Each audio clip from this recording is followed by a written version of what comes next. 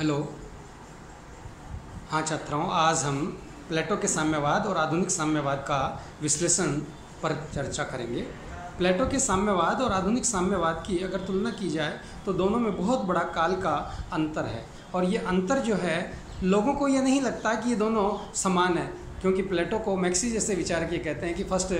प्लेटो प्रथम समाजवादी विचारक है, परंतु ऐसी स्थिति नहीं है, क्योंकि प्लेटो के समाजवाद में और आधुनिक समाजवाद में बहुत सारी असमानताएं और समानताएं ढूंढकर निकाली जा सकती हैं। अगर समानताओं की बात करें तो प्लेटो का साम्यवाद और कार्ल मार्क्स का साम्यवाद दोनों ही राज्य को सर्वोपरि स्थान देते हैं और व्यक्ति को गौण स्थान प्रदान करते हैं, जबकि प्लेटो न्याय के सिद्धांत में विश्वास करता है, न्याय की स्थापना के लिए साम्यवाद की बात करता है। राज्य हित को प्रमुखता देते हैं, चाहे मार्क्स हो और या फिर प्लेटो हो, और व्यक्तिगत हित को उपेक्षा करते हैं। तीसरी ओर अगर उनमें समानता देखी जाए तो राज्य हित को सर्वोपरि मानने में व्यक्तिगत हित को महत्व नहीं देते हैं, बल्कि उसे गौण बना दिया जाता है। व्यक्तित्व के विकास के लिए व्यक्तिगत संपत्ति को एक बुराई मानते हैं दोनों विचारक, और उसका अंत करना चाहते हैं। दोनों ही विचारक राज्य द्वारा नियंत्रित शिक्षा व्यवस्था का निर्माण और उसका समर्थन करते हैं।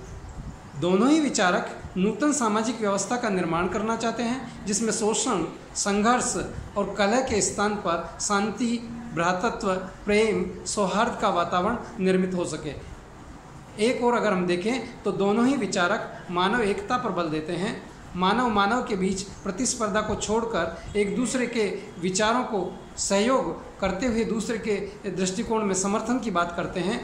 साथ ही दोनों का जो मुख्य आदर्श है वो समुदाय का संगठन करना है, जन्म संपत्ति के आधार पर नहीं, बल्कि वो व्यक्ति के कार्य और उसके परिणाम और उसके गुणों के आधार पर उसे वो स्थान देना चाहते हैं। दोनों ही विचारक जो है द्वंद्ववाद में विश्वास करते हैं। तो अगर हम देखें तो प्लेटो में और कार्ल मार्क्स में दोनों का जो समाजवाद है ये ऊपरी समानता दिखाई देती है, जबकि व्यवहार में देखा जाए तो कार्ल मार्क्स का समाजवाद और प्लेटो के समाजवाद दोनों में रात दिन का अंतर देखा जाता है। जहाँ तक हम बात करें प्लेटो एक आदर्शवादी विचारक है, जबकि कार्ल मार्क्स यथार्थवादी विचारक दिखाई देते हैं। व्यक्ति और समाज के उत्थान देने के लिए आध्यात्मिक साधनों के द्वारा प्लेटो विकास करना चाहते हैं, आध्यात्मिक निर्माण करना चाहते हैं, जबकि कार्ल मार्क्स का जो विचार है वो भौतिक संस्थाओं द्वारा ऐसा निर्माण करना चाहते हैं जिससे आने वाले मार्ग में जो बाधाएं हैं कार्यों के लिए वो एक संस्थान के माध्यम से, एक संगठन के माध्यम से उन बाधाओं को दूर किया जा सकते। अंतिम सत्य जो है प्लेटो आइडिया ऑफ गॉड को मानता है, शिव के विचार को